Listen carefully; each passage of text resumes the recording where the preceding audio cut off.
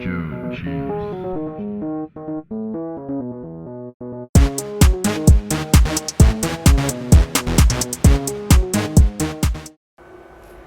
chers internautes, c'est un réel plaisir pour moi de vous retrouver pour ce 1e numéro d'Entrepreneurship, une émission spéciale qui vous ouvre les portes au cœur de l'entrepreneuriat en République démocratique du Congo. Aujourd'hui, je reçois pour vous une femme spéciale dont je vais vous laisser elle-même se présenter. Elle est particulière à sa manière et avec elle, nous allons parler autour de l'entrepreneuriat RD congolais, ses contraintes et aussi les projections en avant. Bonjour Marie-Grâce. Bonjour Madame Ed. J'espère que vous allez bien. Je vais très bien, merci. En tout cas, bienvenue sur ce plateau. Merci à vous de me recevoir sur votre plateau. Merci beaucoup. Comme je l'ai dit tantôt, je vais vous laisser vous-même vous présenter. Qui est Marie-Grâce? Je suis Marie-Grâce Wando, une entrepreneure et une femme d'affaires. Je suis titulaire d'une licence en administration des affaires et en économie, obtenue à Abidjan, République de Côte d'Ivoire, et d'un master en affaires internationales et en entrepreneuriat, obtenu à Madrid, en Espagne. J'ai passé quelques années à Abidjan, en Côte d'Ivoire, et c'est après l'obtention de mon master que j'ai fait le choix de rentrer, entreprendre dans mon pays, la RDC. La RDC est en plein développement économique, avec ses nombreuses mutations économiques et culturelles. Et elle offre de nouvelles opportunités aux entrepreneurs. Et je suis de ceux-là qui croient fortement que l'entrepreneuriat est la solution pour le développement durable du continent africain. Vous avez dit que l'entrepreneuriat, vous croyez en l'entrepreneuriat, à la force de l'entrepreneuriat. Bien sûr. Et donc, j'estime que c'est là une grande valeur pour vous, personnellement. Oui, l'entrepreneuriat, comme je l'ai dit, c'est la solution clé pour construire un développement durable, un développement permanent dans le continent africain. Alors, ici en République démocratique du Congo, vous êtes conscient de cela étant donné que vous êtes du domaine, que l'entrepreneuriat a son faible commencement, on doit se le dire. Alors, cela occasionne ou engage des problèmes qui sont visibles et tangibles. Alors, quels sont les problèmes que vous-même, vous avez déjà personnellement remarqués depuis que vous êtes dans ce domaine? Et avant de parler des problèmes de l'entrepreneuriat en RDC, il faut déjà définir qu'est-ce que l'entrepreneuriat pour les téléspectateurs qui nous suivent. Je dirais que l'entrepreneuriat, c'est mener à bien un projet qui a du sens pour soi. Et un entrepreneur doit se lever chaque matin en se posant la question « pourquoi ?» La question « pourquoi » est très importante pour toute personne qui veut se lancer dans l'entrepreneuriat. Et l'entrepreneuriat peut être défini comme l'action d'entreprendre, de mener à bien un projet, une activité économique pour atteindre un objectif personnel et aussi répondre à un besoin dans la société. Et un entrepreneur doit être créatif. Un entrepreneur est une source de nouvelles idées et un innovateur qui apporte de nouvelles idées sur le marché. Et l'entrepreneuriat nous donne la possibilité de changer notre monde, notre environnement pour le mieux. Et voilà ce que je peux dire sur l'entrepreneuriat. Et pour parler des problèmes de l'entrepreneuriat en RDC, j'aimerais dire qu'avant de se lancer dans l'entrepreneuriat, il faut toujours peser le pour et le contre. Et le problème, l'accès au financement, est sans doute la plus grande menace pour les entrepreneurs en RDC, parce que le financement est restreint et tout le monde n'a pas accès au financement. C'est difficile d'avoir du financement en RDC et les jeunes aujourd'hui sont laissés pour compte parce qu'ils ont des beaux projets, ils ont des très bonnes idées, mais pas de financement, il n'y a pas une structure pour les accompagner. Voilà. Et deuxièmement, je dirais le manque de données fiables pour entreprendre. Il faut déjà faire une étude du marché. Et pour faire une étude du marché en bonne et due forme, il faut avoir des données. Justement, ces données, où est-ce qu'ils vont, ces entrepreneurs, où doivent-ils tirer ces données?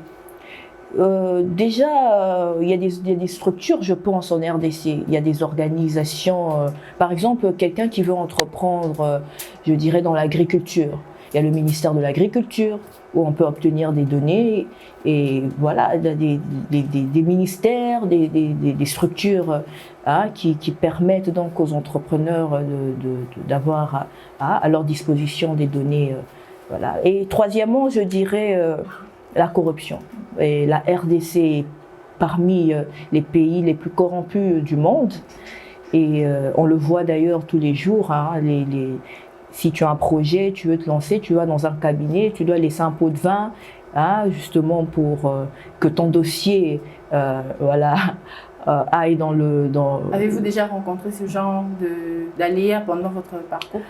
Pas personnellement, mais j'ai des amis qui ont rencontré ce genre de problème et voilà, qui venaient de l'étranger et avec un montant bien précis. À la fin, ils se sont rendus compte qu'ils n'avaient plus rien parce dans chaque bureau où ils passaient, ils devaient laisser un pot de vin. Et voilà, c'est vraiment la corruption, c'est un grand problème en RDC et le climat des affaires en RDC ne permet pas encore l'essor d'entreprises. Justement, maintenant, par rapport à tous ces problèmes, bien que je pense qu'il y en a plus, mais vous avez juste cité 3, quelles sont les solutions que, en tant que pays, en tant que nation, nous pouvons chercher à mettre en place pour pouvoir résoudre ces problèmes?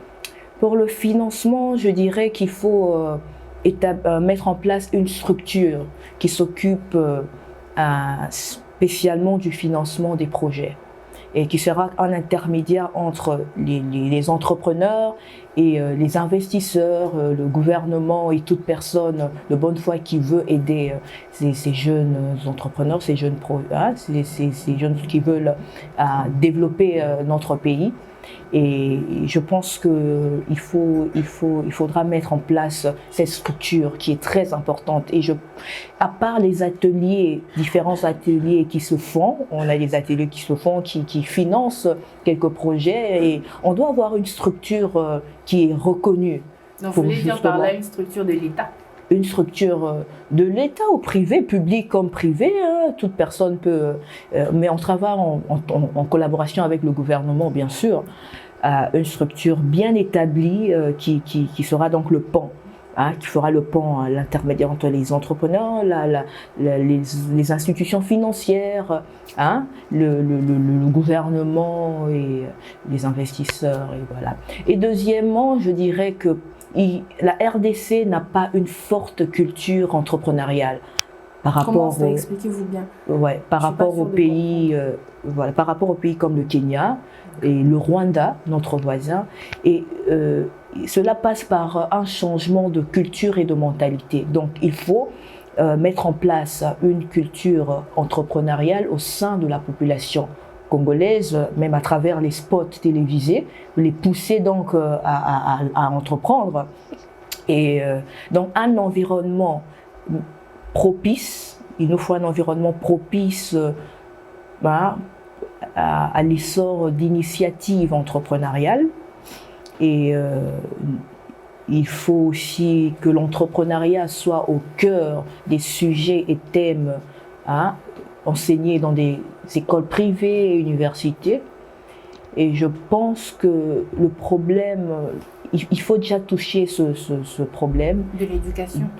Au niveau de l'éducation. Oui, je dirais l'éducation entrepreneuriale. Okay. Voilà.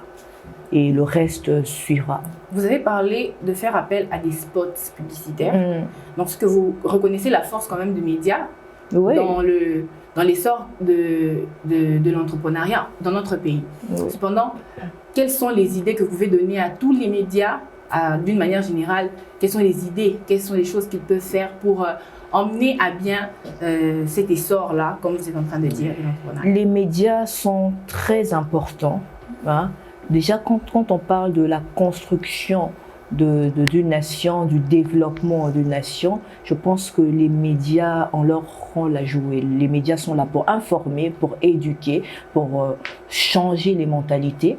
Et je pense que déjà dans les médias, par exemple, votre émission, elle est vraiment nécessaires pour genre promouvoir à l'entrepreneuriat et je vous encourage déjà dans ce que vous faites et nous avons besoin de ça.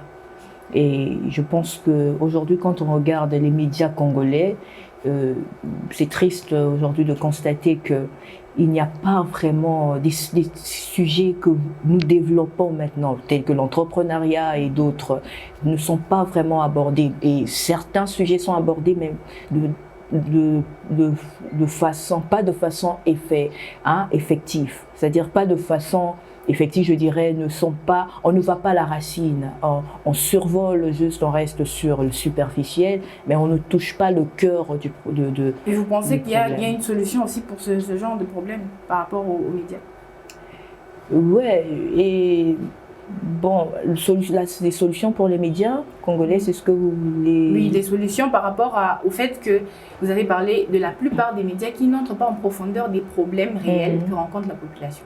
Est-ce qu'il y a des solutions aussi à proposer par rapport à ce genre de problème?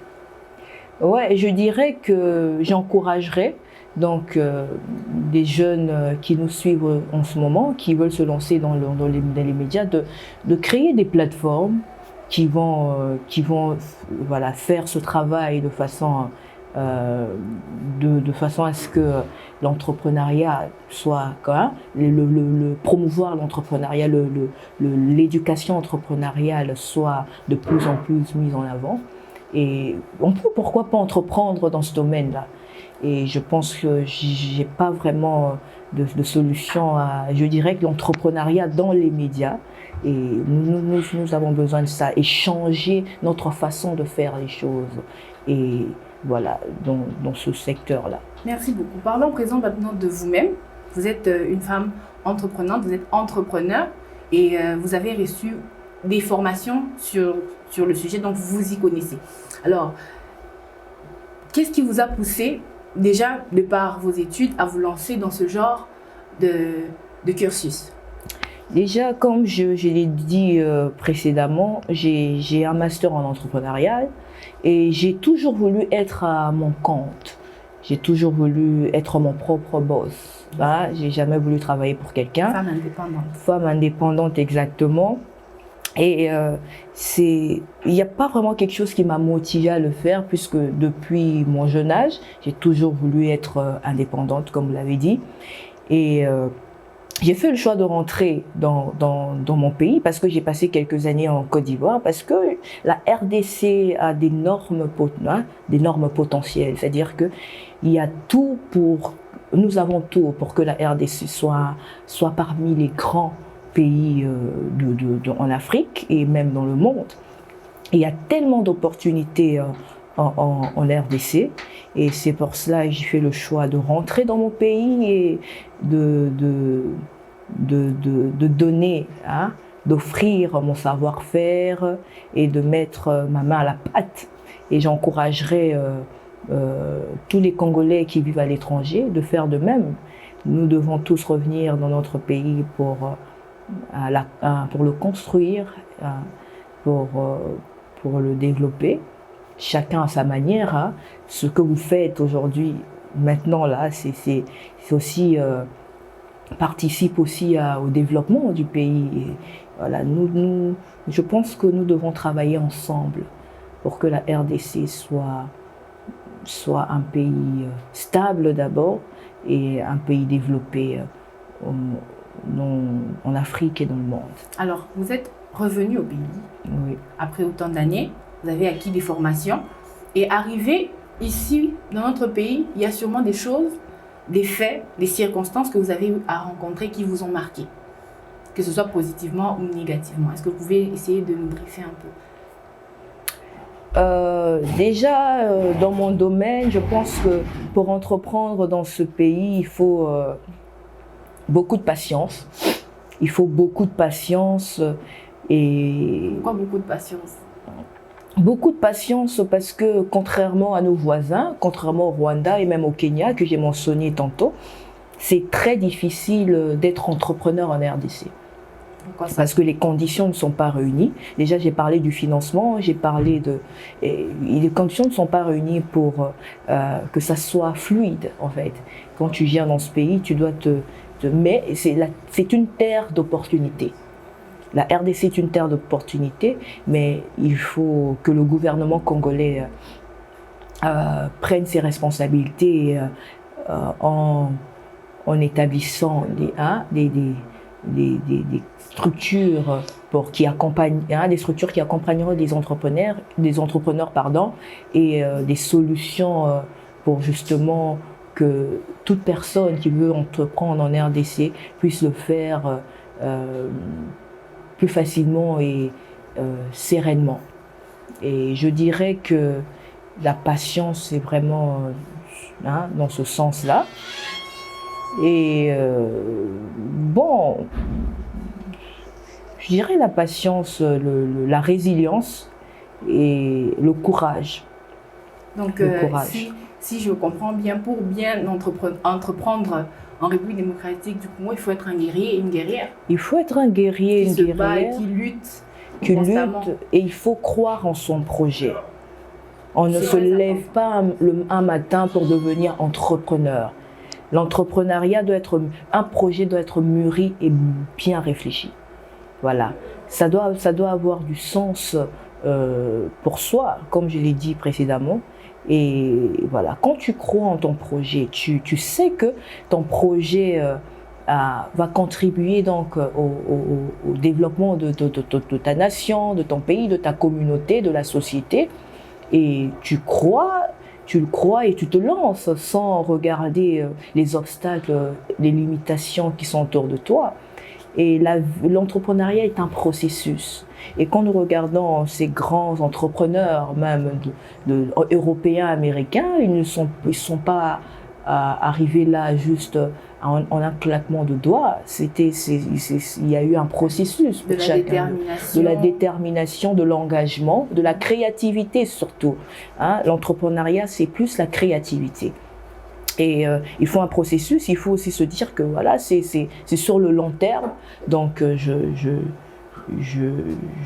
dois être courageux et patient et déterminé et ne pas lâcher l'objectif. Je me rends compte que vous êtes quelqu'un de très tenace, vous êtes très forte. Quand vous vous attachez à quelque chose, vous y allez jusqu'au bout. Bien sûr. Et avec les problèmes de l'entrepreneuriat en République démocratique du Congo, ce n'est pas du tout facile de tenir.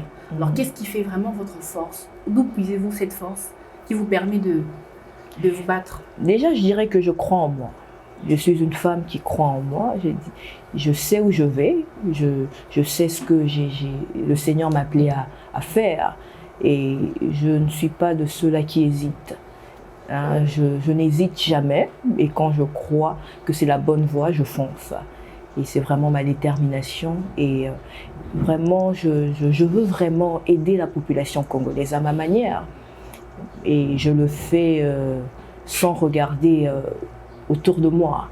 Et voilà, je dirais que je crois en moi. Je suis la première personne qui croit en moi. C'est très important. Et c'est très rare aussi. Ouais, c'est très rare. De trouver une personne qui croit en elle plus que d'autres. D'autres, mais tu dois être la première personne à croire en toi. Et même si ton environnement, même si les autres ne pensent pas que tu es capable de le faire, mais malgré tout ce qui se dit, malgré tout ce qui se fait autour, tu dois croire en toi, croire en ton projet, croire à ta destinée, je dirais. Okay. Alors, vous avez dit tantôt, pendant que nous étions en train d'échanger, qu'un entrepreneur doit toujours se poser la question « pourquoi ?» Excusez-moi la tautologie, pourquoi la question « pourquoi ?» La question « pourquoi » est très importante parce que pourquoi est-ce que tu te lances dans ce projet? Quel est ton objectif? Est-ce que c'est pour te satisfaire personnellement? Est-ce que c'est pour juste un objectif personnel ou tu veux vraiment contribuer à répondre à un besoin dans la société? Ou as-tu identifié les problématiques du quotidien et tu te dis que j'ai des défis à relever, des opportunités à saisir, ou tu te lances juste pour voilà, gagner des sous. Je dirais que l'entrepreneuriat aussi nous permet De ne pas rester affamé. Oui, de bien vivre, de mieux vivre, mais il faut voir plus loin. Et il faut voir plus loin, il faut voir l'impact que ça peut produire dans la société. Et ne pas voir premièrement mon bénéfice à moi, voir les autres. Donc je dis pourquoi, la question pourquoi est essentielle. Donc, je le fais pour les autres, je le fais pour ma communauté, et après bien sûr ma communauté en bénéficiera et moi de même. Donc si je comprends bien, vous êtes du type entrepreneur social. Vous êtes plus dans l'aide du prochain. Exactement. Et c'est ça, même vos objectifs dans ce parcours de l'entrepreneuriat. Bien sûr, bien sûr. Alors, comment vous vous envisagez dans les années qui viennent par rapport aux idées que vous avez, par rapport aux projets que vous avez, par rapport aux ambitions que vous avez? Comment vous vous envisagez dans les années qui viennent? Dans les années qui viennent, je me vois déjà établie dans ce que je fais, faisant ce que le Seigneur m'a appelé à faire. Exactement quoi, si on peut savoir, si vous pouvez nous situer juste parce qu'on ne veut pas être dans les nuages. Et je pense que je peux être un canal par lequel des jeunes entrepreneurs émergeront.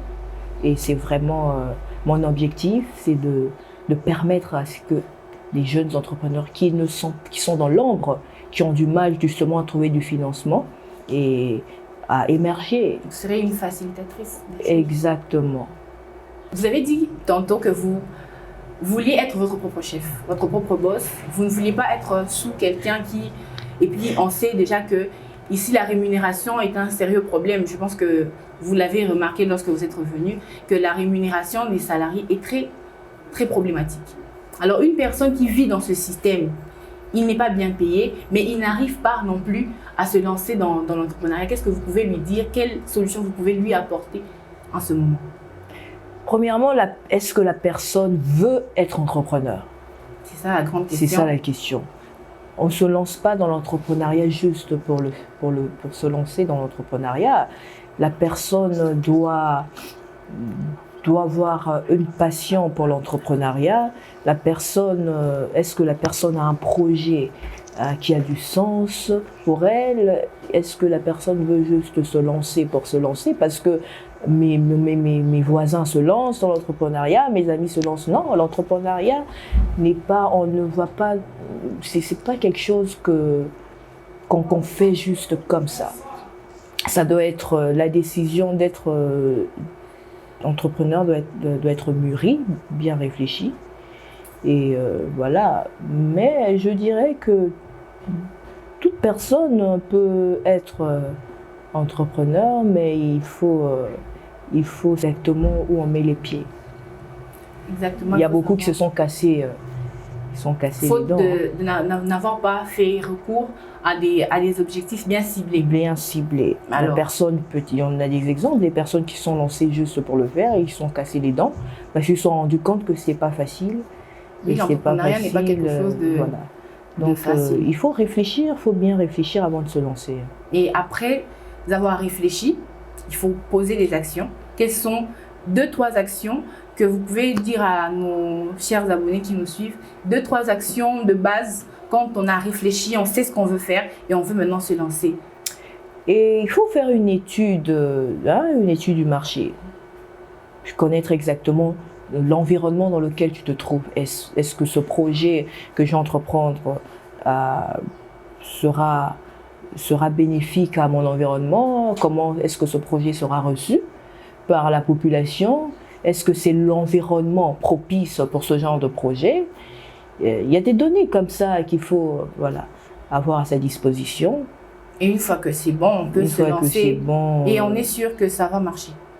Bon, il y a d'autres paramètres à suivre. Là, ça dépend. Il faut maintenant approcher des personnes qui sont déjà dans le milieu, qui peuvent nous aider. Et l'entrepreneuriat, il ne faut jamais être seul. On peut commencer seul, on peut mûrir une idée seul. mais dans le développement On a besoin d'une équipe. On a besoin d'une équipe, on a besoin des gens autour de nous qui nous aident, qui nous encouragent, qui nous montrent le hall. Ça c'est bien, ça c'est le chemin à suivre, quoi. Super. Alors nous allons finir par ici. Vous allez juste donner un message à toutes les personnes qui vous ont suivi depuis le début, qui vous ont entendu. Un message d'encouragement, un message clé fort, le message qui vous a amené jusqu'ici. Pour motiver toutes ces personnes qui sont en train de nous regarder. Qu'est-ce que vous pouvez leur dire, madame? Et là, je m'adresse à la caméra. Je dirais qu'il faut croire en soi. Et nous avons tous un chemin qui est bien déterminé, bien défini.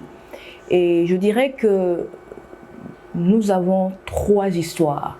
Et la première histoire, c'est celle qu'on a avant de donner notre vie à Jésus-Christ, cette histoire d'échecs, de difficultés. Et lorsqu'on donne sa vie à Jésus-Christ, on rentre dans le projet que le Seigneur a prévu pour nous. Et la première histoire est complètement annulée, hein, n'est plus d'actualité. Et maintenant, nous avons le choix de décider quel chemin suivre. Est-ce que nous allons suivre le chemin que le Seigneur a tracé pour nous, ou est-ce que nous allons nous battre de nous-mêmes? Il y a des personnes aujourd'hui qui se battent, qui veulent accomplir certaines choses, mais qui ne sont pas conformes à la volonté de Dieu. Donc je dirais à toute personne qui me suit aujourd'hui de demander au Seigneur de lui révéler exactement ce pourquoi le Seigneur l'a appelé à faire. Et, pour être effectif, pour avoir de l'impact, de l'influence, nous devons rester dans la volonté parfaite de Dieu. Et si le Seigneur t'a appelé à exercer dans un domaine particulier, tu auras du succès, même si ce domaine n'est pas médiatisé comme beaucoup d'autres domaines, mais dans ton domaine d'influence, tu impactes à ta manière, au lieu de se battre, hein, Tu peux réussir, il y a des gens qui se battent et réussissent, mais ne sont pas, comment je peux dire, ne vont pas assez loin, hein, n'ont pas de grands résultats, hein, n'ont pas un impact, je veux dire, considérable, très bien. Donc je dirais, normalement, il faut consulter le Seigneur, savoir exactement où est-ce que je dois aller, qu'est-ce que je dois faire. Et c'est à partir de là que tout... Un très bon message. Alors, est-ce que, avant de nous séparer, vous avez un message, un mot pour la team qui vous a reçu aujourd'hui, la team Média et Général Studio, qui est notre partenaire? Et déjà, j'aimerais d'abord remercier la team Média qui m'a reçu aujourd'hui et vous encourager à continuer sur ce trajet, sur ce chemin. Et je pense qu'à votre manière aussi, vous contribuez au développement de la RDC en recevant des entrepreneurs qui parlent de leurs projets, qui édifient aussi, informent les téléspectateurs qui nous suivent. Et nous avons besoin de ce genre de plateforme. Donc, ma prière est que vous ayez encore beaucoup d'impact. Amen. Et que votre structure soit reconnue dans notre pays en tant que une structure qui favorise l'émergence des entrepreneurs congolais. Merci énormément. Merci pour ce mot. Merci à vous d'être venu sur ce plateau. C'est moi qui vous remercie. Ok. Vous avez entendu le mot, je n'ai vraiment rien à rajouter. Je dis merci à la team Média, je dis merci à Général Studio. Merci énormément à vous qui nous avez suivis. D'ici là, portez-vous bien, on se retrouve prochainement. Au revoir. Cheers.